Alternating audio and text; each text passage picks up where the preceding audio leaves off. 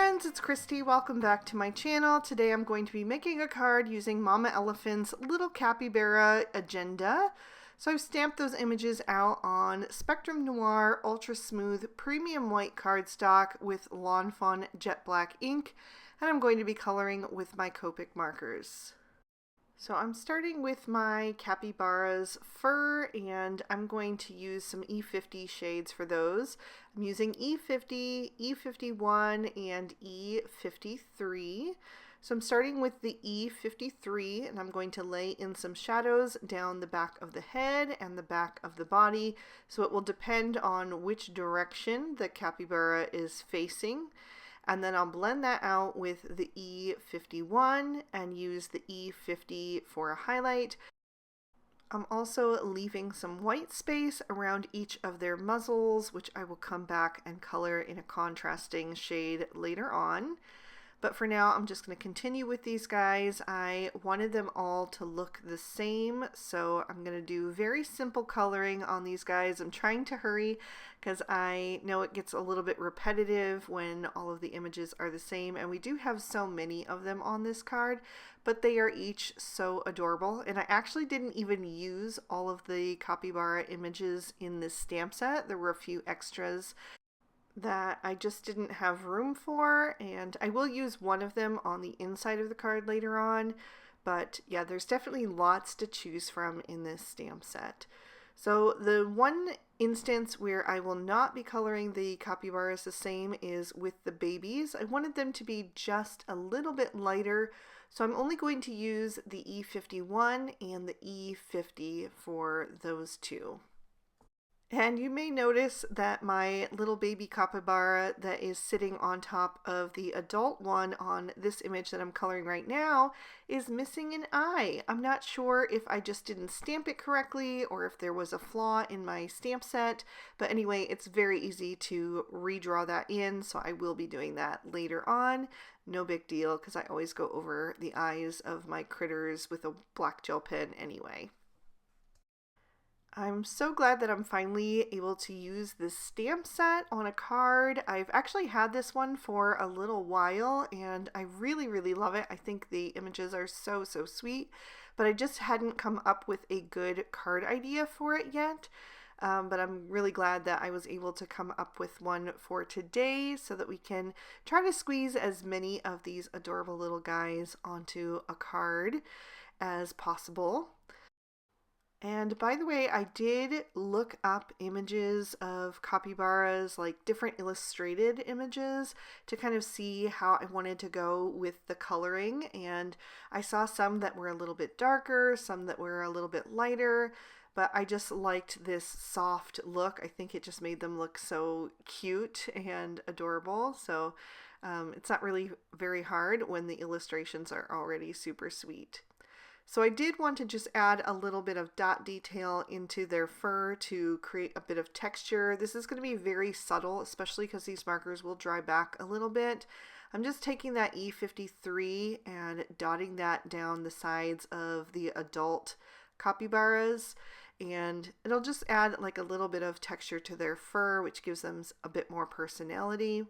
I did that with both the E53 and the E51, and I just stuck close to the darkest shaded areas and left the areas where the highlight is just smooth.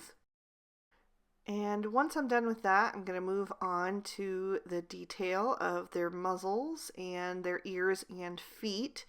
So I originally started with E40, E41, and E43 on this first one, but I am going to change that up very quickly. As I said, I googled images of capybaras and saw that their muzzles and feet and ears are a darker contrasting color, and I really loved the look of that. So I wanted to mimic that with my Copic coloring. So the first one that I did, I thought turned out just a little bit too light, so I decided to bring in E44. I am going to go back over that first guy as well, but I want to let that marker dry a bit before I do, because I don't want to have any bleeding.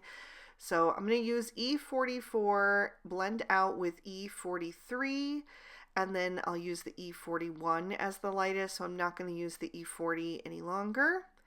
And I am placing that darkest, the E44, right in the center of the muzzle and on the back of the ears and the bottom of the feet, and then blending out with each of those other shades. And I really, really love how that turned out. I think it just looked really fun. And so I did go back over my first little guy, as I mentioned, just recolored that mainly on his muzzle. And then I went on, and on the second row, I decided to do all of their muzzles at the same time, rather than just doing them one by one, since it's such a small area and it's easy to color them all pretty quickly. I forgot to color their ears in at the same time, so I'll just go ahead and add that back in with the E44. And then hopefully that will just speed up the coloring process a little bit.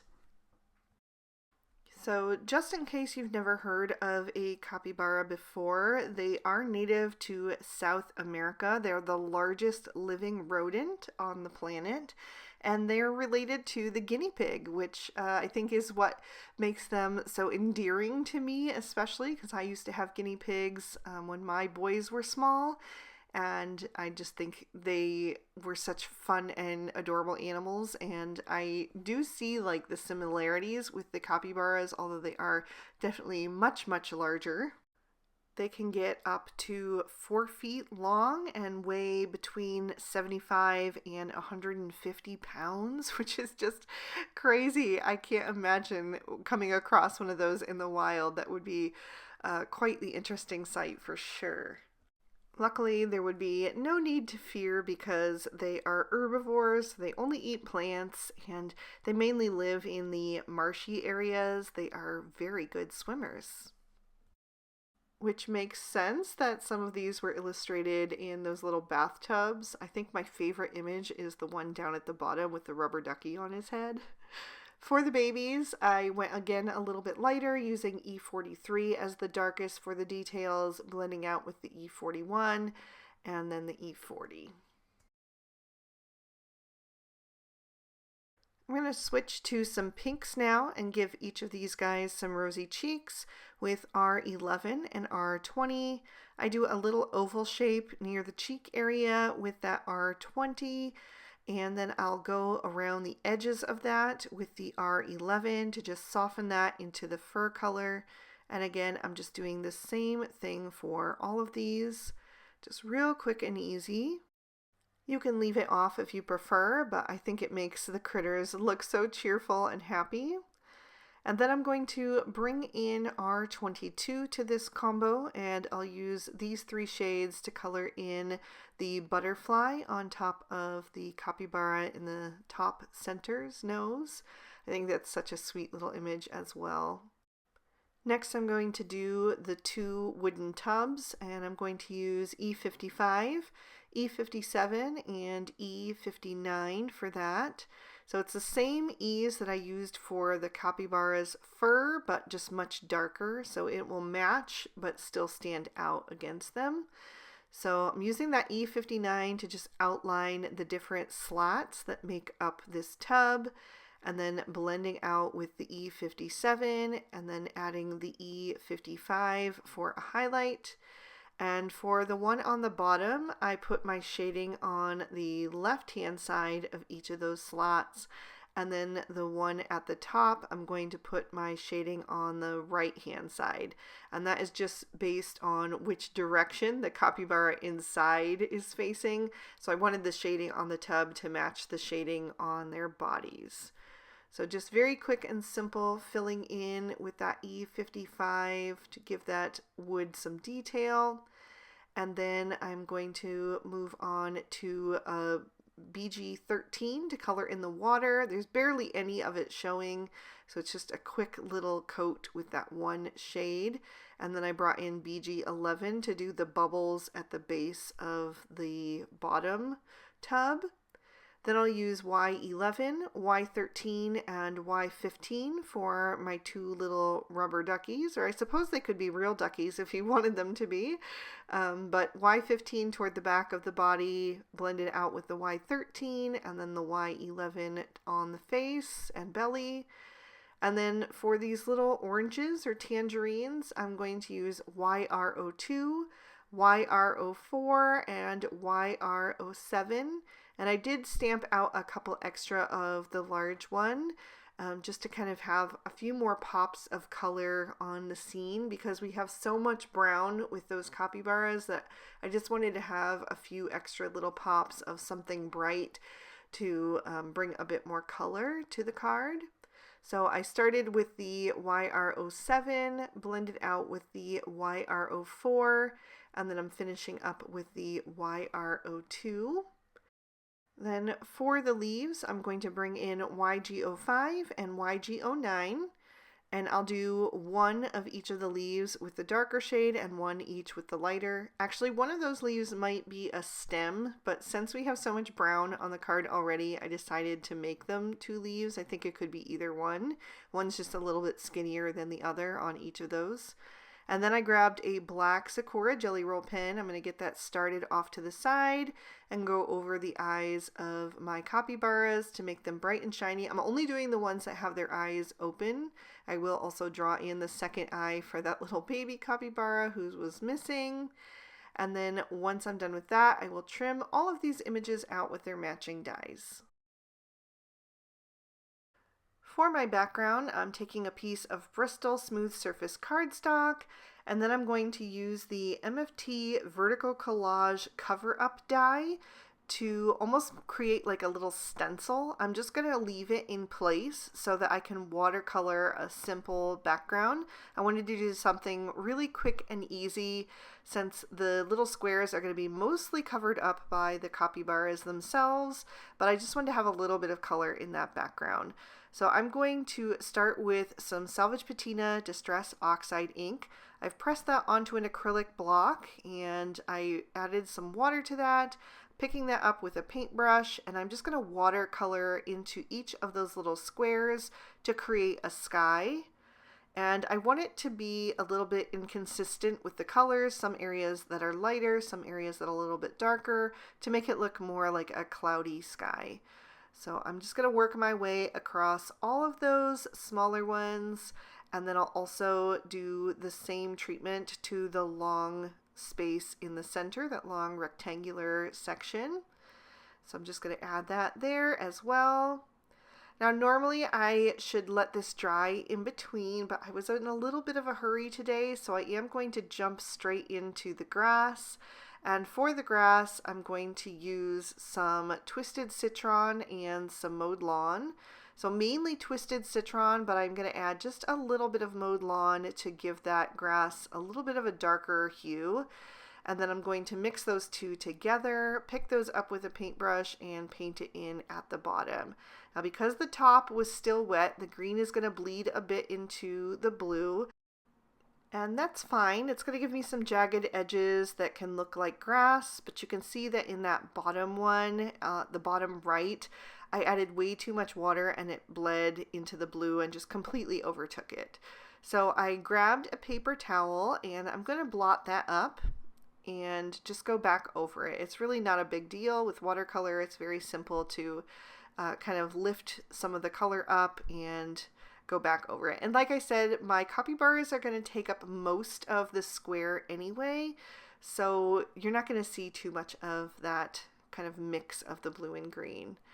So I'm just going to continue working and adding in a bit of extra color here and there to create that variation in color that I like. It makes it feel a bit more realistic to me to have not everything be exactly the same shade. I also had a little too much bleeding in that top right square, so I'm going to grab my paper towel and just dab at that once again and fix that with a little extra blue.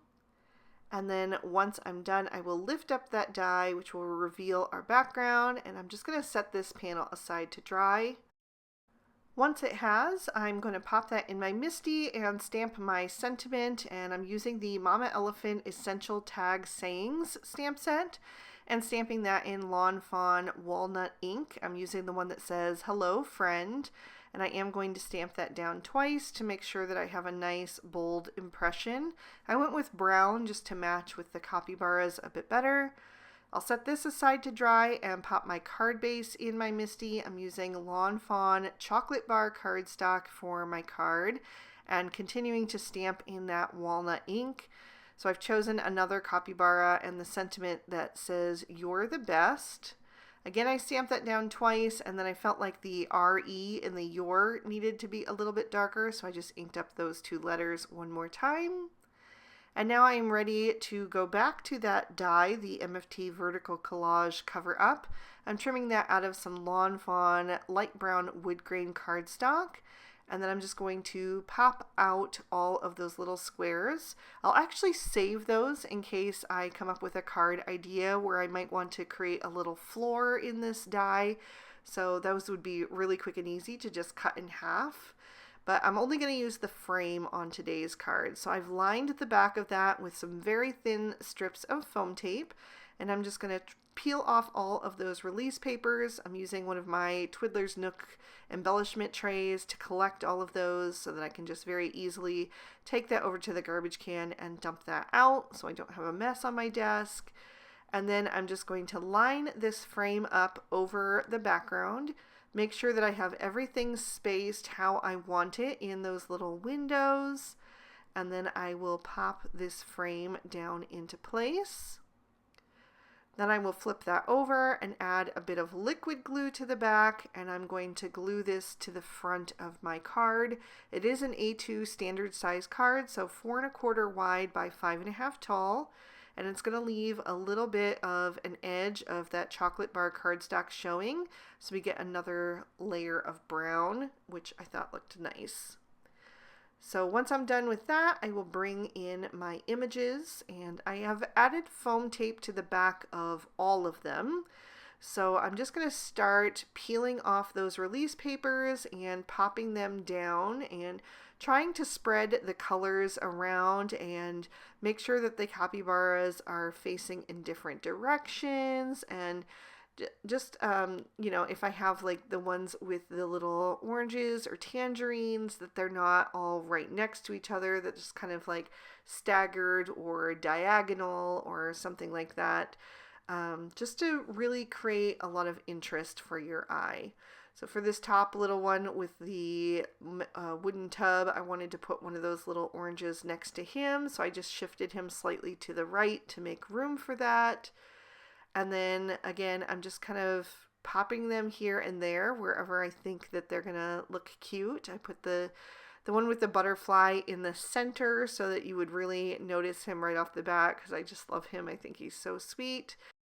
So he is right above that sentiment, and then in that sentiment rectangle, I'm going to put one of the standing capybaras because he's a little bit more rectangular. He takes up a bit more space horizontally, and so I thought he would fit well in that longer rectangle of space. And I'll have another one on the other side to balance him out in a little bit. Also, the mom and baby are more narrow and more taking up space vertically rather than horizontally. So I added a little orange next to them as well to help kind of just fill in the space and create a bit more balance. So that's all I'm looking for as I'm placing them down, just trying to add them, like I said, facing different directions or in different positions, lying or sitting or standing. I'm going to put the standing mom and baby on the other side of the sentiment facing the other standing capybara, and then I'll add a little orange on either side of the sentiment right in front of them. And I just added one that was shaded on the left and one that was shaded on the right, again for balance. And then all that's left is to add a little extra embellishment. I'm not going to do too much, just a little Stardust stickles. I'm going to add that to my butterfly and to my oranges. Just so there's a little flash of that sparkle as you tip the card into the light. And I also put it on the bubbles on that center one there. And that is going to finish off this card. So I'm going to lift that up to the camera so you can see all of the detail and also give you another peek at the inside. I really hope you guys enjoyed this one. I had so much fun playing with this stamp set. I'm so glad I finally got a chance to use it. If you did like it, please be sure to hit that thumbs up button to let me know, or you can leave me a comment down below. I love to hear from you and read your feedback. Subscribe to my channel if you haven't already, and ring that notification bell if you'd like to be alerted whenever I post new videos. All the products I use will be listed and linked in the description bar below in case you'd like to pick up anything for yourself. And if you'd like to keep watching, here are 2 extra videos I thought you might also enjoy. Thank you so much for spending your time with me today. I hope you had a good one, and I'll see you soon in another video. Bye-bye!